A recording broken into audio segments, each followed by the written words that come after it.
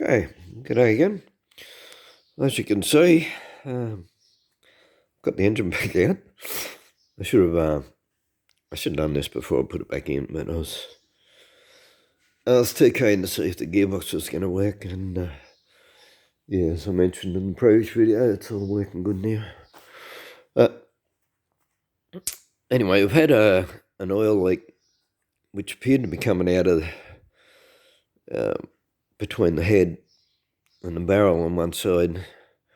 Only a very light leak.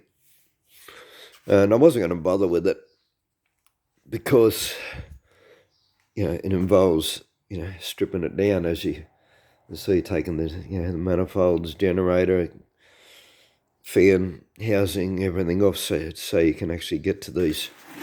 I was going to check the head top. It said these top bolts here, the 4 top bolts are covered up by all the fan cowling. And I wasn't going to bother with it, but I noticed when I had it running after I checked the gearbox is that there's a wind in it, and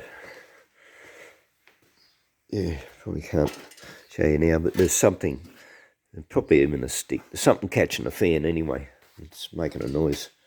So either the fan needs realigning or in the housing, or there's something in there. But anyway, so I've had to take it out again anyway. So yeah, and yeah, this is what I found. I looked up the torque. Torque on the heads is only 23 pound, which is, that's bugger all, And the reason being is that they don't have a gasket, and they don't have a head gasket. They have it's a wedge fit. It's just the head is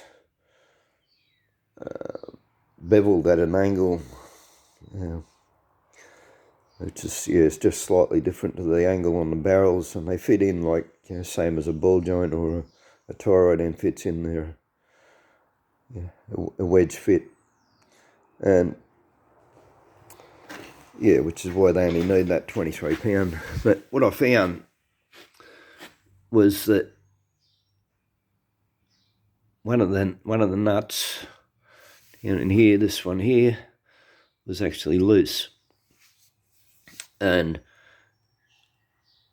yeah, and then I decided I'll retorque all of them, so I've loosened all of them off, and they were all different torques. Some were really tight, some were loose. So whoever put the heads on obviously didn't know what they were doing.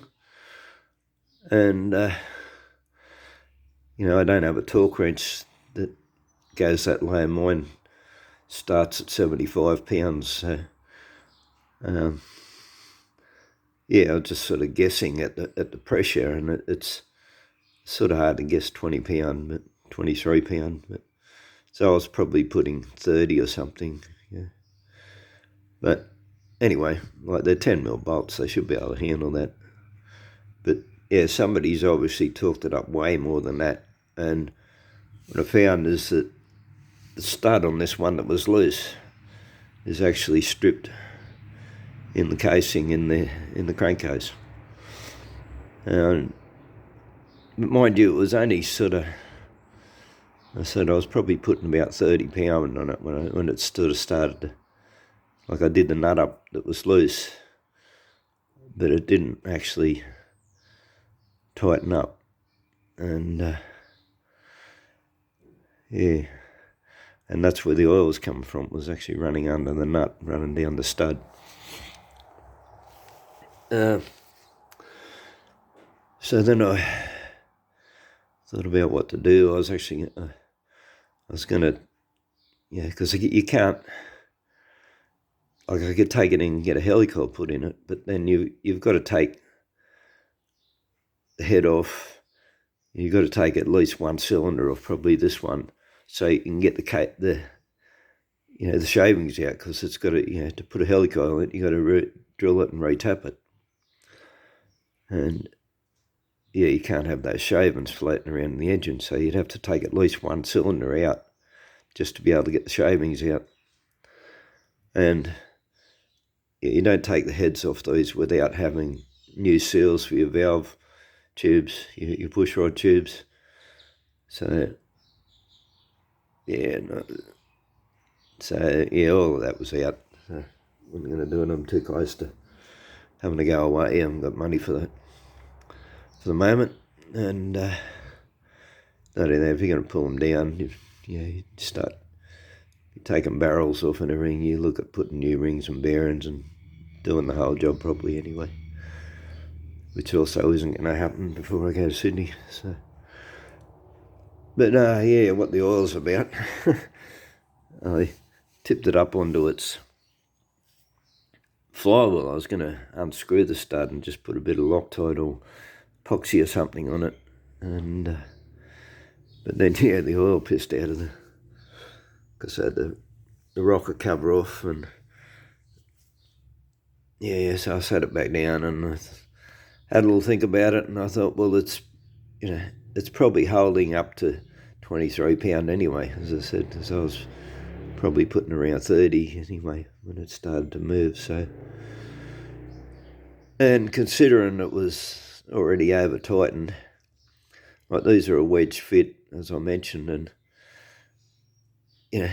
you'd probably have trouble loosening that from the cylinders now with a big hammer. That'd be wedged on so tight.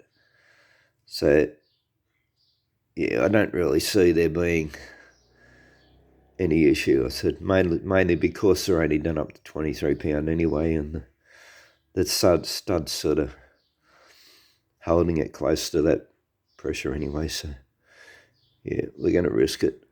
I said just doing up the nut will stop the oil leak. So,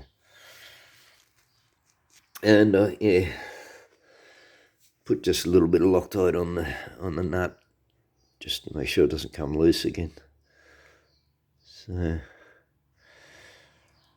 but yeah, this is what you get when you have people working on motors who don't bother to look up torque tensions or don't really know what they're doing. Yeah, the other thing is I've done a valve clearance, and yeah, some of them were like 15,000, or supposed to be 6. So yeah, anyway, I think we're going to be good. As I said, I don't think you could loosen that head with a big hammer, even after you undo the bolts. It'll be wedged on major tight. So don't see it as being an issue. At the very most, it might seep a little bit of oil for the meantime, but yeah, we'll get to that down the track when we've got money for new seals and possibly rings and bearings. Well, I don't think it needs it. I had plugs out, they're not oily, they're actually brown, they look rusty. Yeah, be a new set of plugs coming before I take off. But yeah, the other thing we've been doing is that I've been mucking around with these two Holden Stromberg carbies, and yeah, we did manage to clean all of the corrosion out of this red motor one, the larger of the two, and yeah, it's just not going to work. It did have a major flat spot, like it wouldn't even run mid-range, and that was mostly because the pump, the spray pump wasn't working, and now that's working, that sort of helps it along, but it's still missing and farting in the mid-range. It's still just, I've come to the conclusion that it just doesn't have enough suction to pull a fuel out. I've even, what I've done too, it's like, growing up in the 70s, being around these early Holdens, you hear stories of people who said they've, drilled out the main jets to make them go better, but possibly what they've done is not drilled out the main jets, but drilled out the tube. The tube down in here, there's a brass feed tube. Like that hole in the end doesn't go through, it only goes in 1/8 of an inch couple mil, and then it runs into this other chamber in the side, and that's in a richer chamber. And actually, it's got a valve which is regulated by this rod, which is sort of jammed up anyway. It doesn't. Yeah, it's not working real good. It's sticking anyway. But yeah. So yeah, I actually drilled right through that tube to help it to be able to draw up. But yeah, I said and rich, it doesn't really matter. It's already rich with the choke on anyway, without that working. Because I've like this base, this top is off the other one, and the bowl is shorter on the other carby. So this rod that activates the valve doesn't actually even reach when I've got the other top one. And yeah, it didn't make any difference to it with the choke on, with the oil enricher. So because it didn't need it anyway on this motor, it didn't probably need it on the Holden. But yeah, I did all that. And yeah, it still wasn't going to run. And I think just the larger diameter of the throat, which is also its proper name is a Venturi, which is just, you see how it gets smaller. It's got a slightly bigger Venturi, and I think it just doesn't have enough suction to pull the fuel out. So yeah, we'll be putting the grey one back on. This one here, one off the grey motor, smaller. At least it runs. Doesn't have as much power as that. That's the thing, like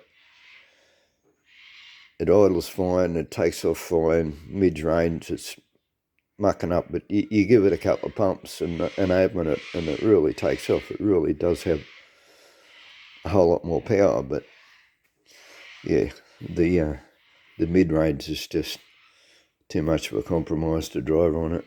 So yeah, we'd be putting the grey back on. So yeah, this is the whole reason. This is why performance carbies on Volkswagens just bolt straight onto the head. You got to do away with this stupid manifold. I mean, look at this. Who did the maths for this? Look at the openings. What have we got there? 35, 30, 35, 230, 35's going into what? 135, 140. See? You get all them, and then they come down into this tiny little tube. As I said, who did the maths on that? That's just a severely restricted. So yeah, as I mentioned a few times, on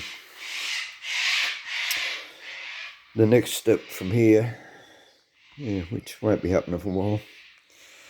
And be lucky if it happens by the end of the year, actually, the way finances are. But yeah, next step will be cutting this off here, putting a flange plate, and build a whole new manifold that like with that's whatever the volume of both of these into one pipe. So it'll probably be 50 mil or more, 50, 60 mil tube.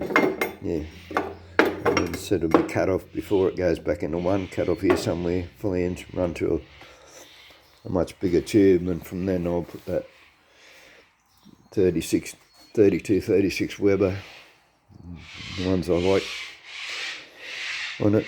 But anyway, in the meantime, as I said, I'll put the grey back on. It runs well enough. And it's probably got about the same amount of power as what the Solex had, but it's just a whole lot easier to tune, less mucking around. And possibly the whole problem I was having with the Solex wasn't actually to do with the carby, but to do with the vacuum advance not working, for one, but sucking air through it, because I had an issue with it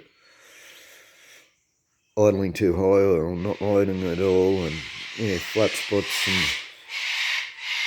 and so as I said, the whole of the issue probably wasn't even the carby, it was probably to do with the vents unit. But yeah, I've set all this up now and yeah, change the air filters and everything else. So I run the grey motor in. As I said, it's easy enough to tune. It's a whole lot easier. All this mucking around with in the Solix anyway. And that will have to do until I can set myself up to weld aluminium, or set it up and get someone else to weld it. Alright, well, that's me ramble on for today. So turn this around now and